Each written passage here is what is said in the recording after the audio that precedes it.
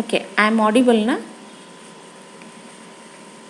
Okay, so here we are coming across with changing up of user IDs there. Okay, so I'll not repeat it again because just now I have said you regarding that particular change up of user IDs there.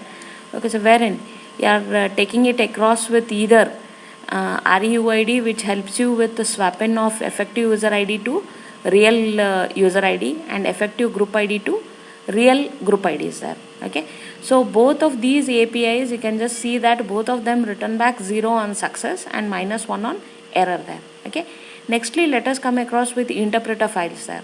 So interpreter files, as I said you just now, so some of us will be having an habit that we don't want to reveal our respective path name or something there, but we want the kernel to execute that particular file there.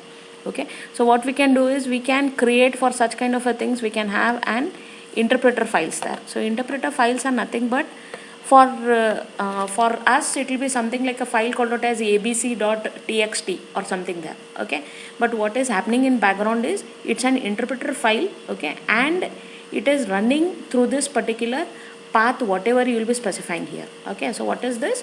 So it's nothing but the very first line whatever you will be starting. So the very first line you will be starting across with hash and an exclamatory sign, and in front of that you will be giving a path name there. Okay, so when you give this particular path name, what will this interpreter file do is it will open up that particular file. Okay, immediately when it finds this particular thing as the very first line, so immediately it runs that particular path name, it goes to that path name and then it starts execution there. Okay, like most of us we are using across with this particular interpreter file, the most common which will be using across for any write of a shell script.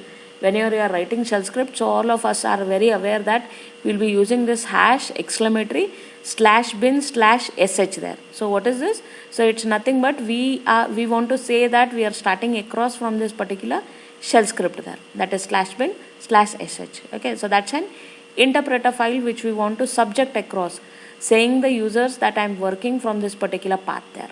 Okay, so here with respect to this user IDs itself, so I have multiple user IDs here, as I said you just now.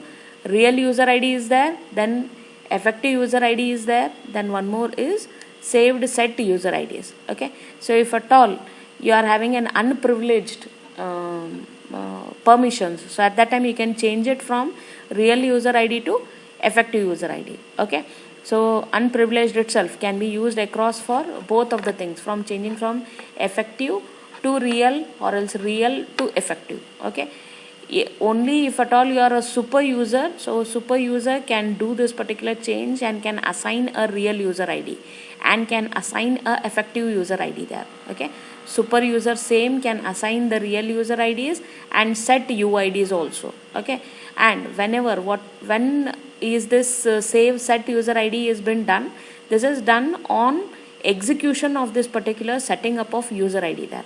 Okay, so when you use exec as an API and run this, so at that time we can run this particular thing.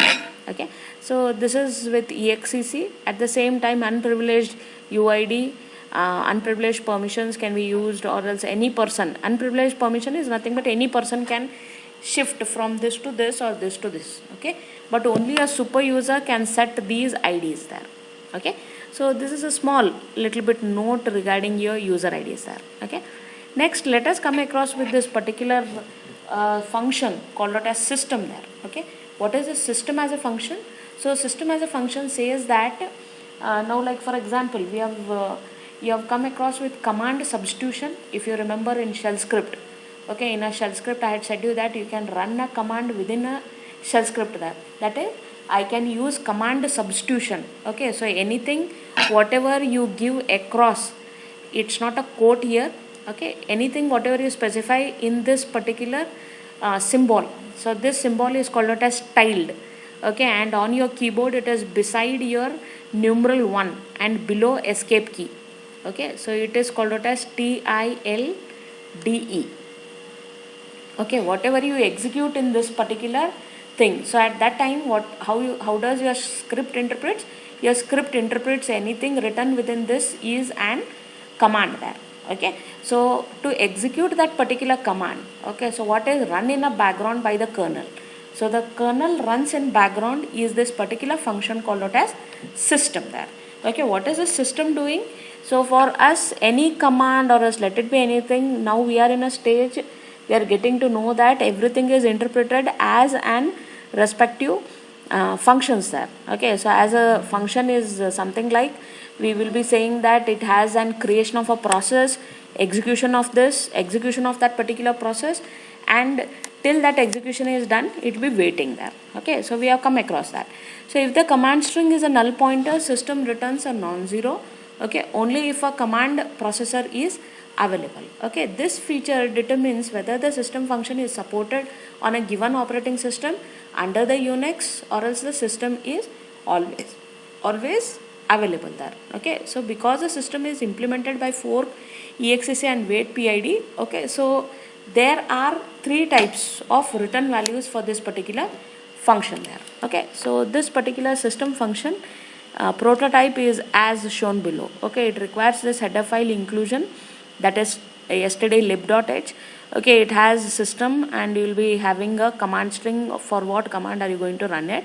Okay, the very first one is, if either the fork fails or wait PID returns an error other than EINTR, system returns 1 with error number. Okay, set indicating that with that particular error number there. Okay, it wants to say that and particular error has occurred. Okay, this is the first kind of an return type from the system as an API. What's the second one? If the exec fails, because why there are three different types of return expected is only because either your fork can be a failure, or else your exec can be a failure, or else your wait as an API can be a failure. So that's why any of them. Okay, so the second one is, if the exec fails, implying that the shell cannot be executed, the return value is as if the shell had executed exit 127. That is an directly coming out from that particular execution mode there. Okay, and the third one is, otherwise all the three functions fork, exec and wait PID are success, and the return whatever is been expected is as usual and success there. Okay, it returns back with a 0 on success for that particular function there. Okay, so next let us come across with how a process can be accounted. Okay, so a process can be accounted with across saying as, most of your Unix system provide an option to do process accounting there. Okay, when enabled, the kernel writes an accounting record each time a process terminates. Okay, so whenever an termination happens across with respect to your respective process there, so at that time it returns back. Okay, the process returns back the things to the kernel, saying or that these all things I had used and I am returning it back. Okay, these accounting records are typically a small amount of binary data with the name of the command, the amount of CPU time used, the user ID, who was the user ID to it, group ID, the starting time, and so on.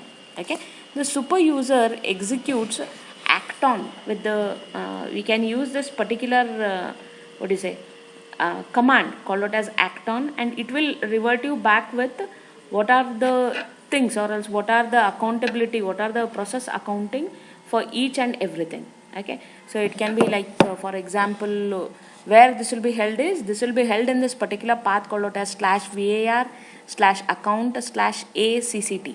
Okay, so accounting is turned off by executing acton without any arguments there. The data required for accounting records such as CPU times, number of characters transferred, these all things are being recorded in a process accounting there.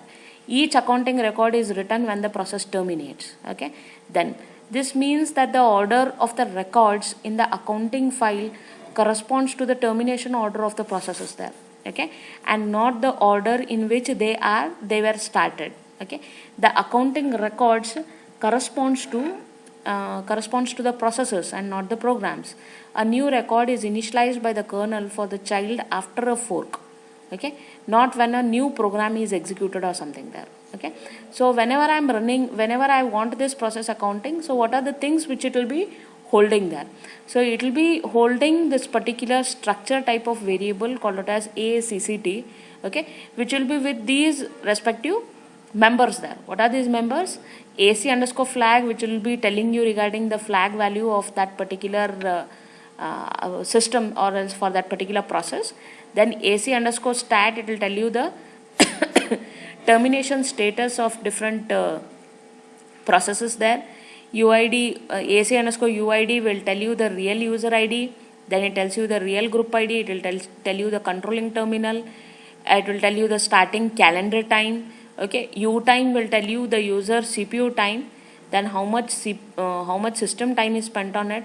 How much is the elapsed time for that particular system there. Then what is the average memory usage.